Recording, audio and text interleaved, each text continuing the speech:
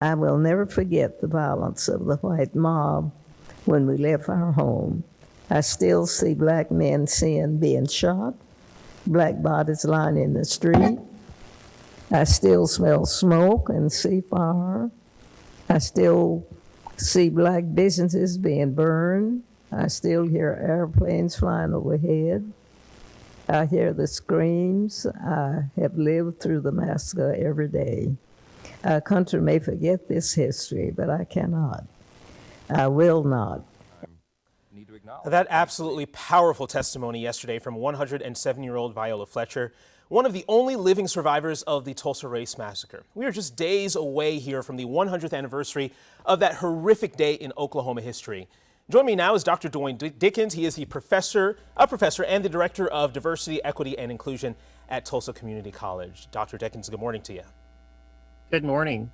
So not sure if you caught the entire testimony there yesterday, but I just want to get your thoughts on the powerful words those survivors shared. I did catch parts of it, and it's a resounding reminder to us that these were people and that we should not see them just as something in a book. They're not characters. They are people who lost and survived and are still bearing those burdens. And we need to address and repair that past. And that's a lot of what the conversation is right now. There's a lot of focus on the destruction of Greenwood, but if you can paint a picture of what Greenwood was before the massacre. Well, what Greenwood represents is a town within a town where many had come to Greenwood for the purpose of living lives, pursuing their dreams, and being able to leave a legacy to their children. And so that dream it came to bear. And so Greenwood had bustling businesses, had people who had airplanes, there were many banks, there were libraries, there were hospitals, several grocery stores, several ways of just getting the money to turn around some 25 to 100 times before it left the town. So a prosperous area where African Americans were being able to pursue the dream that they had been deprived of due to slavery and the Jim Crow laws of that time. And a lot of people say it's like the Atlanta of the current day, but when I spoke to you a few weeks ago, you kind of described it as Harlem, like the height of the Harlem Renaissance.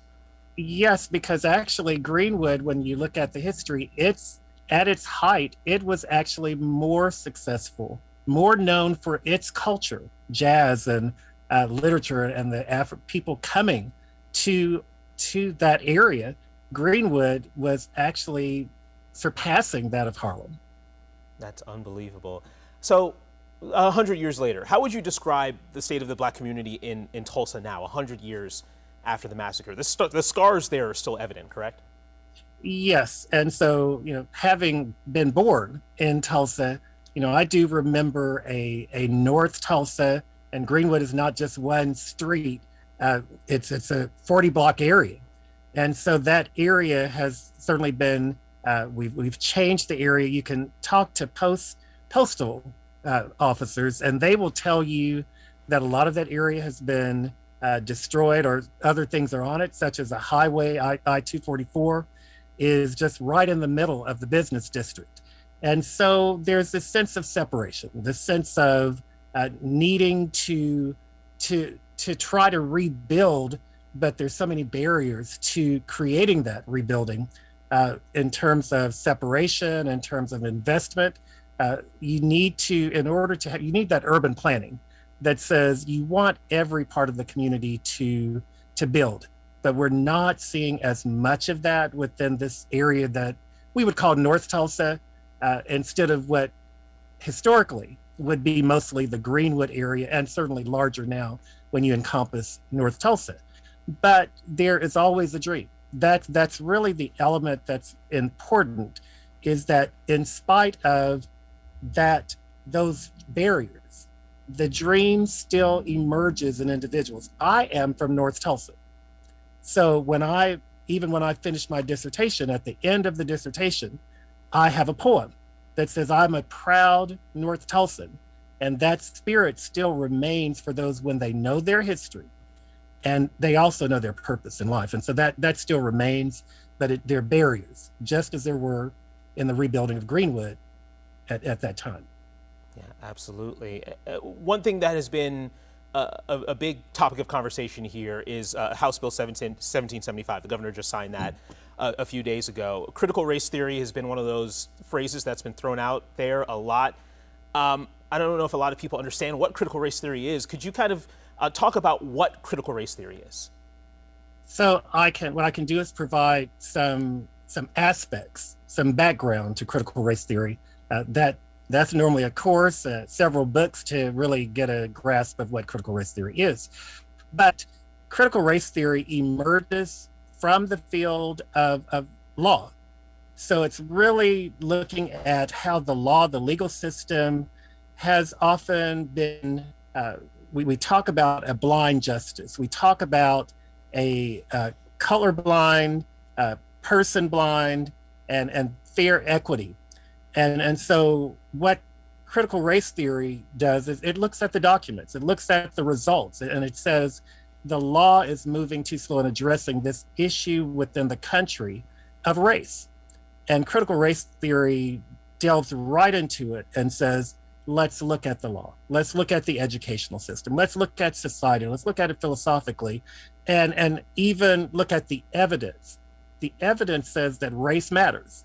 I cannot go to a bunch of children and tell every one of them in a third grade classroom, in spite of color, in spite of their socioeconomic status, I can't, but focusing on the race part, I can't just look at them and say, every one of you, if you learn math and you're an expert, you're a genius in math, you're an expert in engineering, you're an expert in language, that you will achieve the same success. You don't know that even if you hit the court system, that you're going to receive the equal justice that we talk about. So that critical race theory sort of starts to dismantle and question. So I'd really say more about the question. When we talk about education, when we talk about the House bill, anything, what we're saying is look at the evidence of just look at the studies. How many people with PhDs like me where are they in their economic and business accolades, and compare that to those who have the same IQ, same middle class income, or whatever the class is, and compare those over time, and time will bear out that race matters in the United States. So I'm just going to isolate it to the United States. We can talk about the world, but race, it matters. It's embedded within our culture. It's embedded within employment. It's embedded within the society, and it's systemic. And so critical race theory is not as concerned about a person. It's not trying to attack a person. It is intended to look at the system and how the system perpetuates itself unless we interrupt it and understand that race is affecting the success of individuals within our society. So I think that's probably a good starting point, but it's much broader, and this connects to the Greenwood area when we say race was a factor. In fact, the primary factor for why that area was destroyed. It was the reason that Greenwood started, because segregation was real. And so when we ignore race, when we say that people choose to do things and that all they have to do is work really hard, we can see with Greenwood that working really hard can also mean because of your race, your area can be destroyed, you can be lynched, and we cannot ignore those traps within society that are defined by race. And about a minute left here, just one more question. With all that being said, how do you think this will impact the teaching of the massacre moving forward? So for me, we believe as educators, my colleagues in terms of higher education, we believe in asking and have been requiring our students to question. Just look at the information and develop your determination by looking at multiple perspectives and looking at the Greenwood massacre, looking at the Red Summer, the 1919 episodes of communities that were destroyed, people's lives who were taken. Look for the patterns. And so as a language teacher, as an English teacher, we look for emerging themes. So will that change? Absolutely not. That is the very definition of critical thinking. It works in English, it works in statistics, it works in psychology, it works in history. And so we need to look for those patterns and interrupt them when they are creating inequities. And so that is what critical thinking is, that is what education is. So we will continue teaching critical thinking. All right, Dr. Dwayne Dickens, we appreciate your expertise and your knowledge this morning, and just getting out the word about the Tulsa Race Massacre and its importance in Oklahoma's history. Thank you so much. Thank you.